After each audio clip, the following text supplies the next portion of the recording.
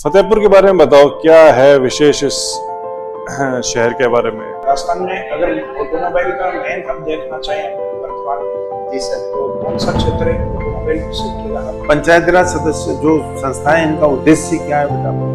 ये करप्शन का हम देखते हैं कि जब भर्ती होती है तब तो सारे कैंडिडेट्स बोलते हैं कि करप्शन नहीं होना चाहिए, लेकिन कुछ सालों बाद सर्विस में रहने के बाद वो खुद इन्वॉल्व हो जाते हैं करप्शन में। इसके क्या कारण देखते हैं आप? अरे महिलाओं को आरक्षण देने के पीछे क्या उद्देश्य हो सकता है, क्यों दिया गया? तो चूरू की ज्योग्राफिकल जो लोकेशन है वो बताइए, यानी कौन से फिजिकल डिवीजन में है?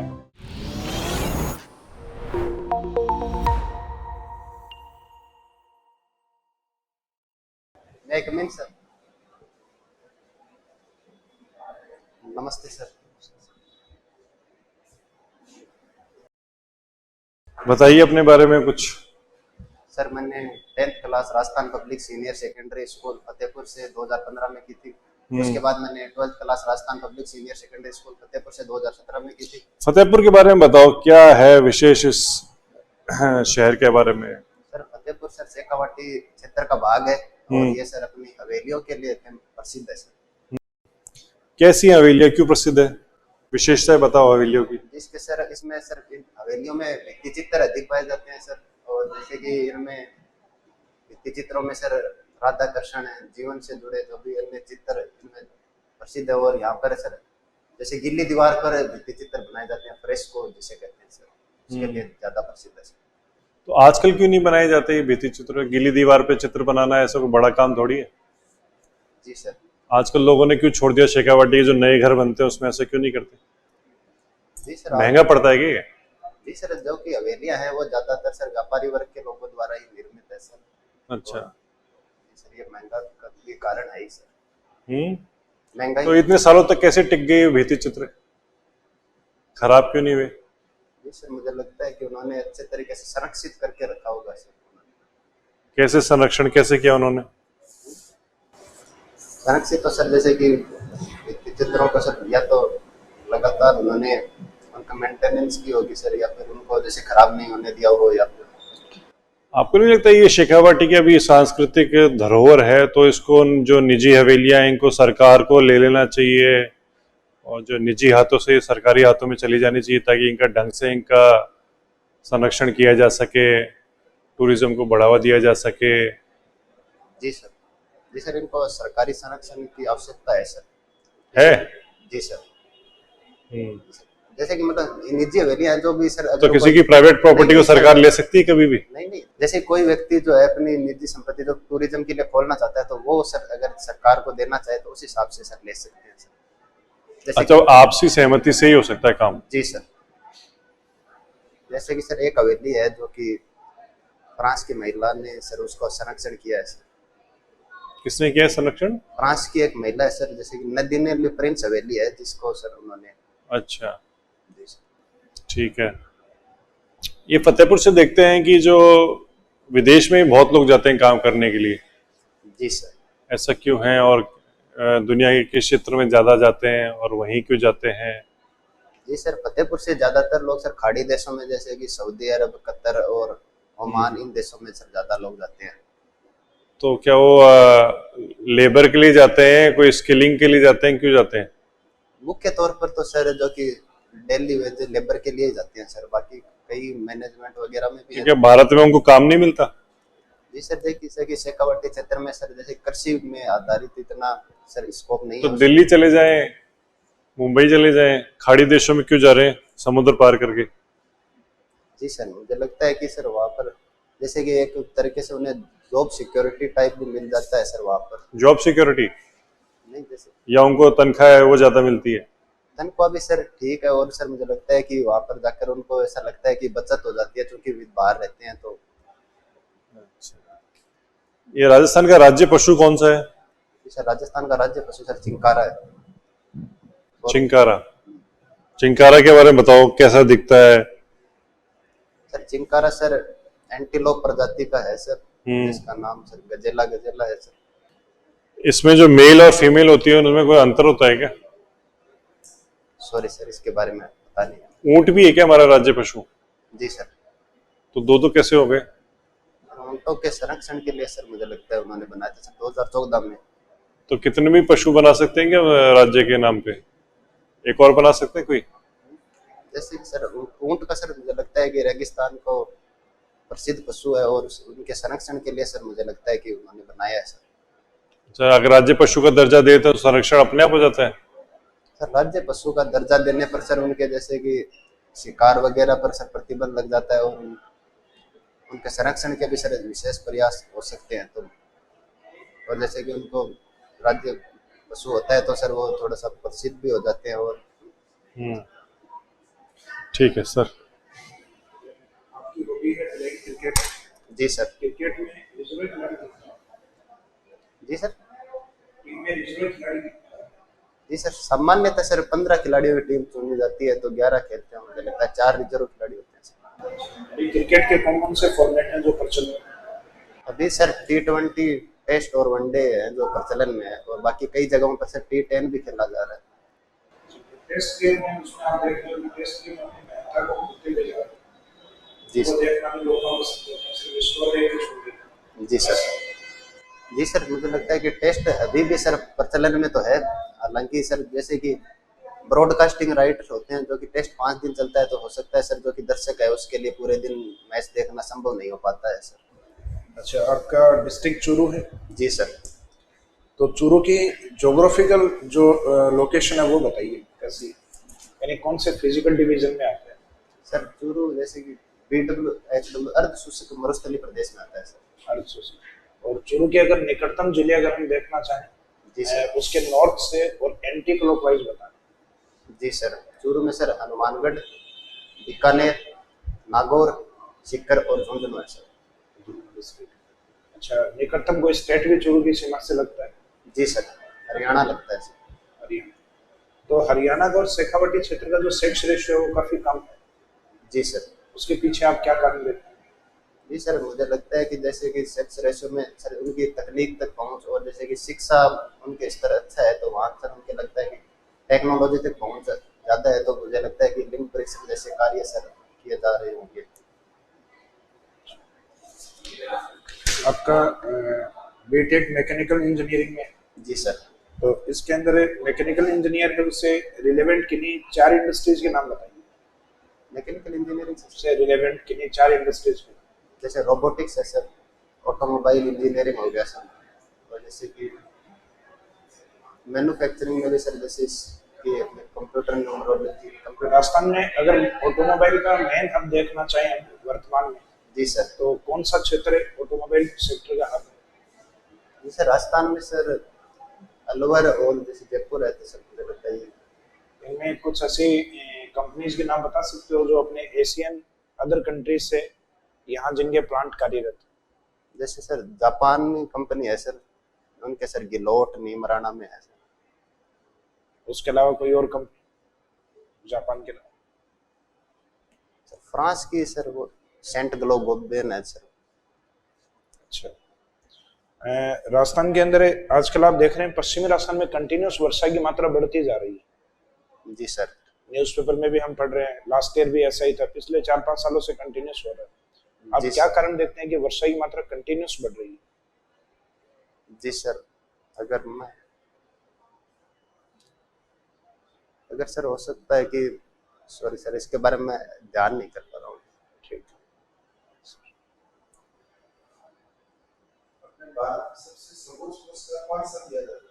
जी सर, भारत रत्न पुरस्कार है जो भारत में सर सर्वोच्च पुरस्कार है।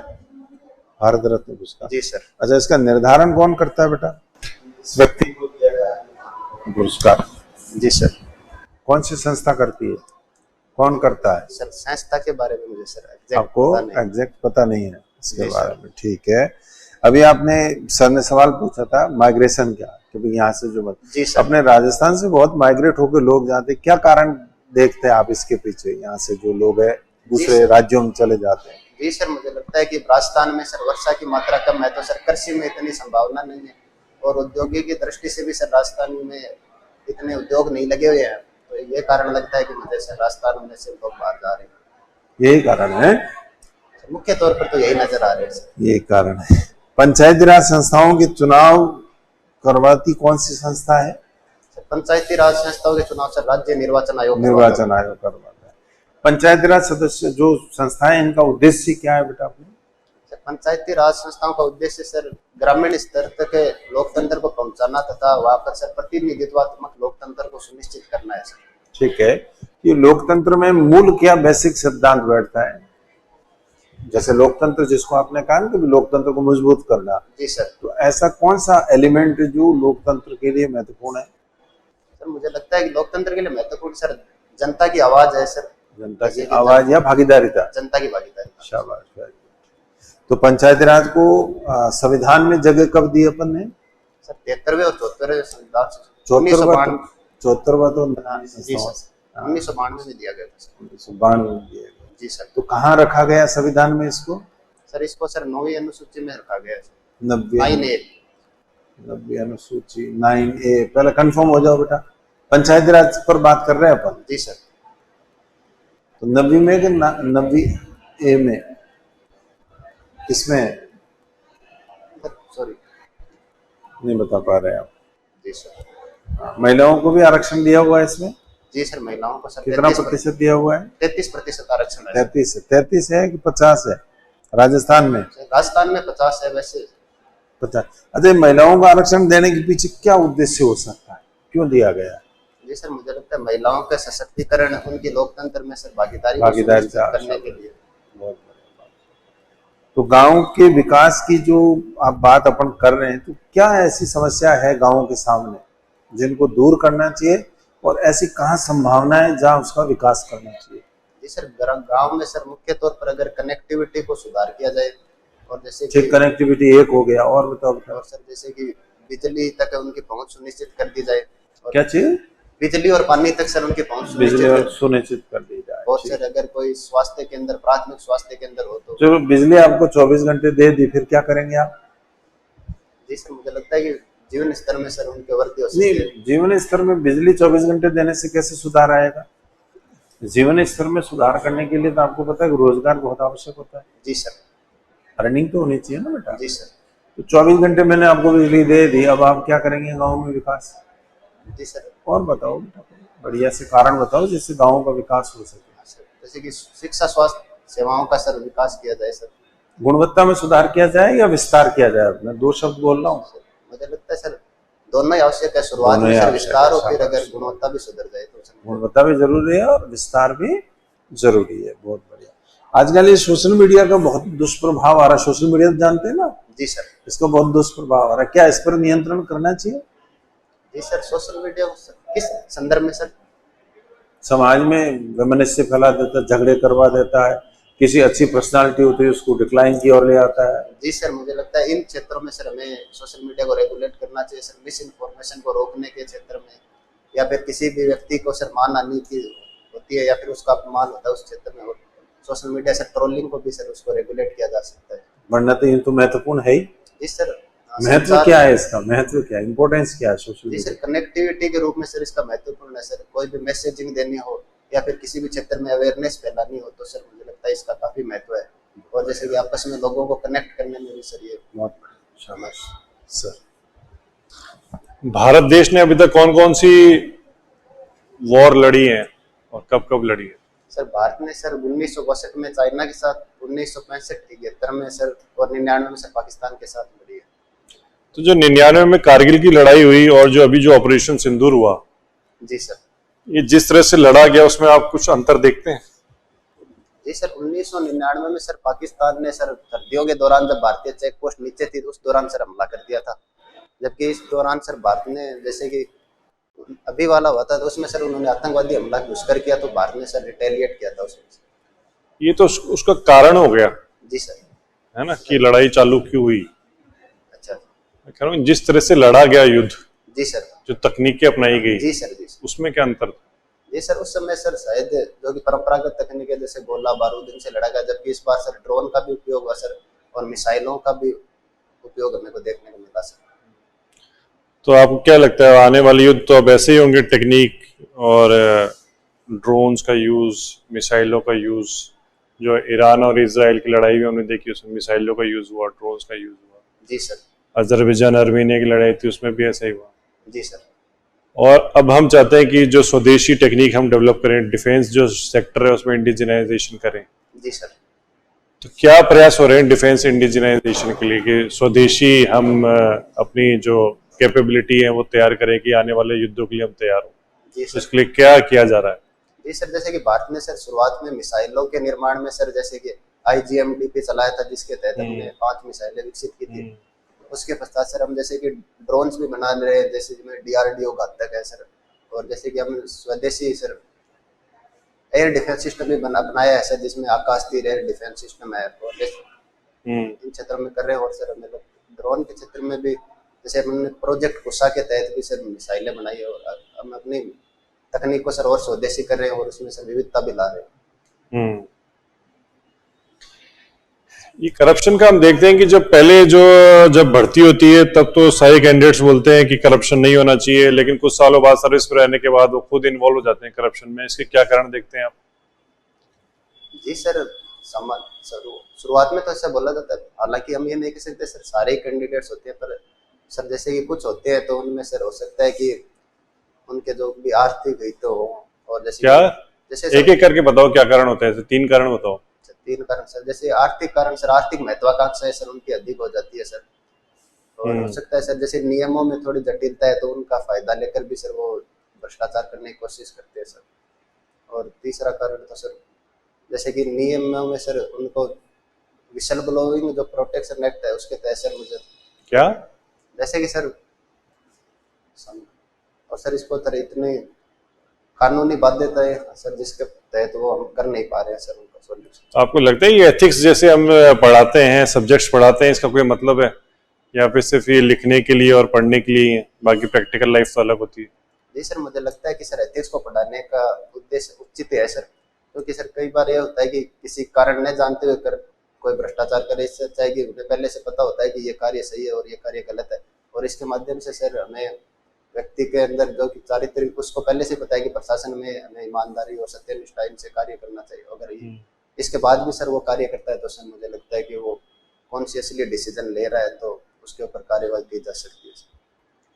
ठीक है, आपका इंटरव्यू समाप्त होता है, आप जा सकते हैं। Thank you sir.